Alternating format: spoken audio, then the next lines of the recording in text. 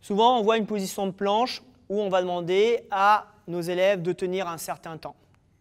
Par contre, on peut avoir des planches où on est capable de tenir sans activité musculaire volontaire.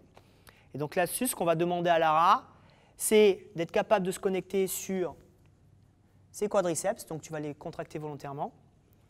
Donc on va retrouver un verrouillage ici au niveau de la rotule, donc c'est stable. Verrouillage au niveau du fessier. Elle tire les talons vers l'arrière. Ici, les mains, vous pouvez les mettre comme ceci. Ça permet d'avoir des ancrages forts. Et on va lui demander d'imaginer de reculer son coude. Ça va permettre de charger ici au niveau du grand dorsal. Si on perturbe un tout petit peu Lara, elle est indéformable. Donc aucun intérêt de faire des planches de 1:30, 2 minutes où il n'y a pas d'activité musculaire volontaire. Elle est ici indéformable. Donc c'est extrêmement intéressant. Et si on regarde la position qu'a Lara sur justement cette planche dite active, on va se retrouver, si vous me regardez de face, dans cette position-là. Et si vous avez bien compris, cette position-là, c'est vos tractions. Donc si vous voulez avoir des tractions fortes, il faut que votre planche soit très forte. Évolution donc de la planche avec un élastique. Ça, c'est un super outil.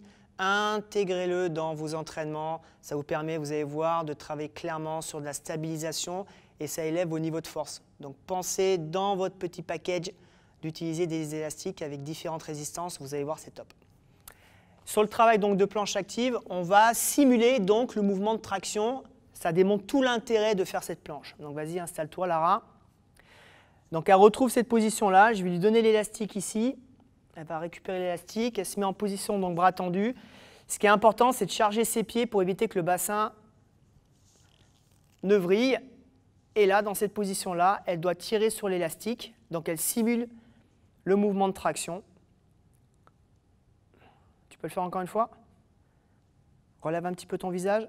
Super. Et on relâche. Donc là, on a une double contrainte. Tenir la planche et en même temps jouer sur cet élastique-là. C'est un super travail préparatoire pour bien comprendre l'intérêt des tractions en position verticale.